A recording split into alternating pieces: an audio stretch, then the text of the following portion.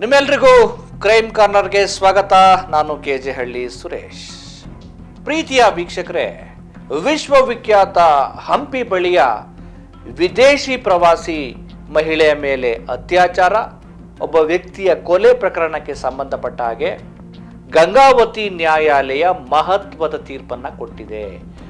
3 ಅಪರಾಧಿಗಳಿಗೆ ಮರಣದಂಡನೆಯನ್ನ ವಿಧಿಸಿದೆ. ನಿಜಕ್ಕೂ ಅಂತಾರಾಷ್ಟ್ರೀಯ ಮಟ್ಟದಲ್ಲಿ ಬಹಳ ಈ ಒಂದು ಪ್ರಕರಣ ಸದ್ದನ್ನ ಮಾಡಿತ್ತು. ಜೊತೆಗೆ ಪ್ರವಾಸೋದ್ಯಮಕ್ಕೂ ಒಂದು ರೀತಿ ಕರಿನೆರಳು ಬಿದ್ದಿತ್ತು ಹಂಪಿಯ ಈ ಒಂದು ಪ್ರವಾಸೋದ್ಯಮ ಕ್ಷೇತ್ರಕ್ಕೆ.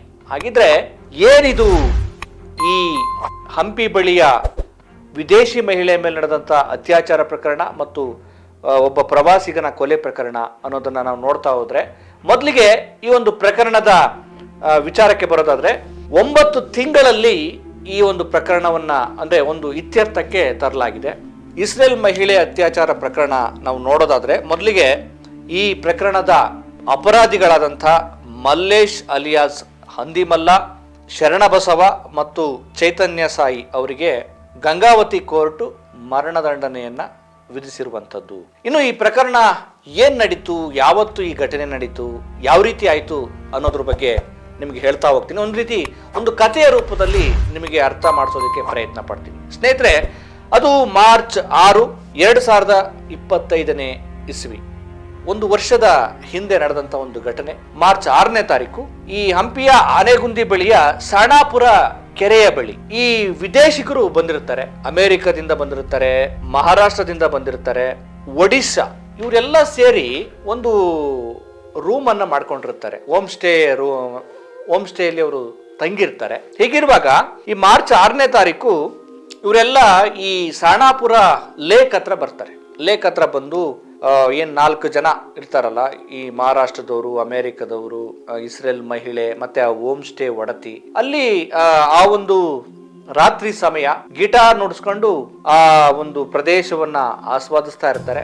ಅಷ್ಟೊತ್ತಿಗೆ ಹೋಗ್ಬಾರ್ದಾಯ್ತು ಆ ಸಮಯದಲ್ಲಿ. ಈ ಪ್ರವಾಸಿಗರು ಆ ಒಂದು ಸಂದರ್ಭವನ್ನ ಎಂಜಾಯ್ ಮಾಡ್ತಾ ಗಿಟಾರ್ ನುಡಿಸ್ತಾ ಆರಾಮಾಗಿ ತಮ್ಮದೇ ಆದ ಲೋಕದಲ್ಲಿ ಮುಳುಗಿರ್ತಾರೆ. ಪರಿಸ್ಥಿತಿ ಹೀಗಿರುವಾಗ ಅಲ್ಲಿಗೆ ಮೋಟಾರ್ ಬೈಕ್ ನಲ್ಲಿ ಒಂದು 4 ಜನರ ತಂಡ, 3-4 ಜನರ ತಂಡ ಅಲ್ಲಿಗೆ ಬರುತ್ತೆ. ಬಂದ ತಕ್ಷಣ ಪ್ರಾರಂಭದಲ್ಲಿ ಅವರು ಏನೋ ನಮ್ಗೆ ಬೈಕಿಗೆ ಪೆಟ್ರೋಲ್ ಬೇಕು ಕೊಡಿ ಅಂತ ಕೇಳ್ತಾರೆ. ಆನಂತರ ದುಡ್ಡು ಕೊಡಿ ಅಂತ ಕೇಳ್ತಾರೆ. ನಿಧಾನಕ್ಕೆ ಜಗಳ ಶುರುವಾಗುತ್ತೆ. ಈ ಪ್ರವಾಸಿಗರಾದಂಥ ಮೂವರು ಪುರುಷರು ಏನೋ ಅವ್ರ ಮೇಲೆ ಅಪೋಸ್ ಮಾಡ್ತಾರೆ. ಕೊನೆಗೆ ಇವ್ರ ಉದ್ದೇಶ ಏನು ಅಂದ್ರೆ, ಆ ಮಹಿಳೆಯರ ಮೇಲೆ ಅತ್ಯಾಚಾರ ಮಾಡಬೇಕು, ದುಡ್ಡು ತೆಗೆದುಕೊಂಡು ಹೋಗ್ಬೇಕು ಅನ್ನೋ ಉದ್ದೇಶಕ್ಕೋಸ್ಕರ ಏನ್ ಮಾಡ್ತಾರೆ, ಏನ್ ಇದ್ದಂತ ಪ್ರವಾಸಿ ಪುರುಷರನ್ನ ಅಲ್ಲಿದ್ದಂತ ಕೆರೆಗೆ ತಳ್ಳಿ ಬಿಡ್ತಾರೆ. ಮತ್ತೆ ಅವ್ರ ಮೇಲಕ್ಕೆ ಬರದ ಹಾಗೆ ಅವ್ರ ಮೇಲೆ ಕಲ್ಲನ್ನ ಎಸಿತಾರೆ. ಈ ರೀತಿ ದುಷ್ಕೃತ್ಯವನ್ನ ನಡೆಸಿ ಒಬ್ಬನಲ್ಲಿ ತೀರ್ಕೊಂಡು ಹೋಗ್ಬಿಡ್ತಾನೆ. ಅವನಿಗೆ ಈಜು ಬರ್ತಾ ಇರಲ್ಲ, ಅವನ ಮೇಲಕ್ಕೆ ಬರೋದಿಕ್ಕಾಗಲ್ಲ. ಸೊ ಯಾವಾಗ ಇವರೆಲ್ಲ ಕೆಳಗಡೆ ಏನು ಕೆರೆಗೆ ಬೀಳ್ತಾರೆ, ಆಗ ಮೇಲೆ ಉಳಿದಿದ್ದಂತ ಪ್ರವಾಸಿ ಮಹಿಳೆಯರ ಮೇಲೆ, ಇಸ್ರೇಲ್ ಪ್ರವಾಸಿ ಮಹಿಳೆಯ ಮೇಲೆ ಸಾಮೂಹಿಕವಾಗಿ ಅತ್ಯಾಚಾರ ಮಾಡ್ತಾನೆ. ಕೆರೆಗೆ ತಳ್ಳಿರ್ತಾರಲ್ಲ, ಬಿಬಾಸ್ ಅನ್ನುವಂತ ಪ್ರವಾಸಿಗ ಅಲ್ಲಿ ನೀರಲ್ಲೇ ಮುಳುಗಿ ಸತ್ತೋಗ್ಬಿಡ್ತಾನೆ. ಆನಂತರ ಆರೋಪಿಗಳು ಏನು ದುಡ್ಡನ್ನು ತೆಗೆದುಕೊಳ್ತಾರೆ, ಅವ್ರ ಮೇಲೆ ಹಲ್ಲೆ ಮಾಡ್ತಾರೆ, ಕೆರೆಗೆ ತಳ್ತಾರೆ, ಮಹಿಳೆಯರ ಮೇಲೆ ಸಾಮೂಹಿಕ ಅತ್ಯಾಚಾರ ಮಾಡ್ತಾರೆ. ಇದೊಂದು ರೀತಿ ಕೊಲೆ ಯತ್ನ, ದರೋಡೆ, ಸುಲಿಗೆ ಪ್ರಕರಣ ಆಗುತ್ತೆ.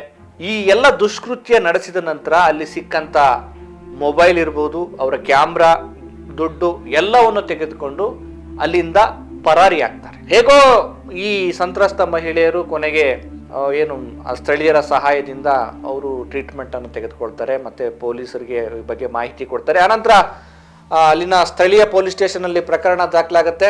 ಹೊಸಪೇಟೆಯಲ್ಲಿ ಅವನು ಈ ಹಂದಿ ಮಲ್ಲು ಅಂತ ಇರ್ತಾನಲ್ಲ, ಅವನನ್ನ ಬಂಧಿಸಲಾಗುತ್ತೆ. ಆಮೇಲೆ ಒಬ್ಬನನ್ನ ಚೆನ್ನೈಯಲ್ಲಿ ಏನು ಮಲ್ಲೇಶ್ ಅಲಿಯಾಸ್ ಹಂದಿ ಮಲ್ಲ ಅವನನ್ನ ಅರೆಸ್ಟ್ ಮಾಡ್ತಾರೆ. ಚೆನ್ನೈಯಲ್ಲಿ ಒಬ್ಬನ ಅರೆಸ್ಟ್ ಮಾಡ್ತಾರೆ.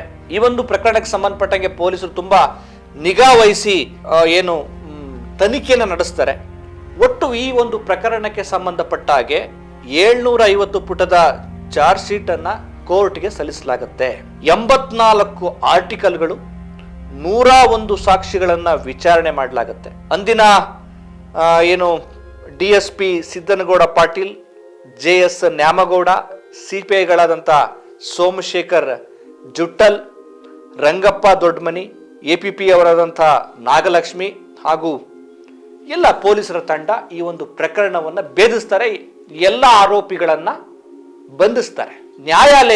ನ್ಯಾಯಾಲಯಕ್ಕೆ ಚಾರ್ಜ್ ಶೀಟ್ ಸಲ್ಲಿಕೆ ಆದ ನಂತರ ಈ ಒಂದು ಪ್ರಕರಣಕ್ಕೆ ಸಂಬಂಧಪಟ್ಟ ಹಾಗೆ ಫೆಬ್ರವರಿ 7ರಂದು ನ್ಯಾಯಾಲಯವು ಅವರನ್ನ ಅಪರಾಧಿಗಳು ಅಂತ ಪರಿಗಣಿಸಿ ಅವರಿಗೆ ಮರಣದಂಡನೆಯನ್ನ ವಿಧಿಸಲಾಗುತ್ತೆ. ನ್ಯಾಯಾಧೀಶರಾದಂಥ ಸದಾನಂದ ನಾಗಪ್ಪ ಅವರು ಈ ದುಷ್ಕರ್ಮಿಗಳಿಗೆ, ಒಂದು ರೀತಿ ಇವ್ರನ್ನ ಮನುಷ್ಯರು ಅಂತಾನೆ ಹೇಳೋದಿಕ್ಕಾಗಲ್ಲ, ಈ ಅಪರಾಧಿಗಳಿಗೆ ಮರಣದಂಡನೆಯನ್ನ ವಿಧಿಸಲಾಗುತ್ತೆ. ಹಾಗಾಗಿ ಪ್ರವಾಸೋದ್ಯಮಕ್ಕೆ ಅಥವಾ ಪ್ರವಾಸಿ ಸ್ಥಳಕ್ಕೆ ಹೋದಂಥ ಪ್ರವಾಸಿಗರು ಬಹಳ ಎಚ್ಚರಿಕೆಯಿಂದ ಇರಬೇಕಾಗತ್ತೆ. ರಾತ್ರಿ ಸಮಯದಲ್ಲಿ ಈ ರೀತಿ ಎಲ್ಲ ಮೈಮರೆತಿರೋದು ತಪ್ಪಾಗತ್ತೆ. ಸೊ ಇದರಿಂದ ಪಾಠ ಕಲಿಬೇಕಾಗತ್ತೆ. ಅಂತಿಮವಾಗಿ ಇಸ್ರೇಲ್ ಮಹಿಳೆ ಮೇಲೆ ಅತ್ಯಾಚಾರ ಆಗಿತ್ತು, ಒಬ್ಬನನ್ನು ಕೊಲೆ ಮಾಡಿದ್ರು, ಅಲ್ಲಿ ಎಲ್ಲ ಕ್ಯಾಮ್ರಾವನ್ನೆಲ್ಲ ದೋಚಿದ್ರು. ಈಗ ಆ ಅಪರಾಧಿಗಳನ್ನು ಹೆಡೆಮುರಿ ಕಟ್ಟಿ ಅವ್ರ ವಿರುದ್ಧ ಚಾರ್ಜ್ ಶೀಟ್ ಸಲ್ಲಿಕೆಯಾಗಿ ಒಂದು ಒಳ್ಳೆಯ ತನಿಖೆಯನ್ನು ಪೊಲೀಸರ ದಕ್ಷತೆಯ ಕಾರಣದಿಂದ ಅಂತಾರಾಷ್ಟ್ರೀಯ ಮಟ್ಟದಲ್ಲಿ ನಮ್ಮ ಕರ್ನಾಟಕದ ಪ್ರವಾಸೋದ್ಯಮ ಕ್ಷೇತ್ರಕ್ಕೆ ಒಂದು ರೀತಿ ಕಪ್ಪು ಚುಕ್ಕೆ ಬಂದಿತ್ತು. ಬೇರೆ ಬೇರೆ ವಿದೇಶಗಳ ಪ್ರವಾಸಿಗರು ನಮ್ಮ ದೇಶಕ್ಕೆ ಬರ್ತಾರೆ, ಇಲ್ಲಿ ಇಂಥ ಒಂದು ಕೃತ್ಯ ನಡೆದಿತ್ತಲ್ಲ ಅನ್ನೋ ಕಾರಣಕ್ಕೋಸ್ಕರ ಇದೀಗ ಅಪರಾಧಿಗಳಿಗೆ ಮರಣದಂಡನೆ ವಿಧಿಸಿರುವಂಥದ್ದು ನಿಜಕ್ಕೂ ಪೊಲೀಸರ ಕಾರ್ಯ ಶ್ಲಾಘನೀಯ. ಮತ್ತೊಂದು ವಿಶೇಷ ಸ್ಟೋರಿಯೊಂದಿಗೆ ನಿಮ್ಮನ್ನು ಭೇಟಿ ಮಾಡ್ತೇನೆ. ನಮಸ್ಕಾರ.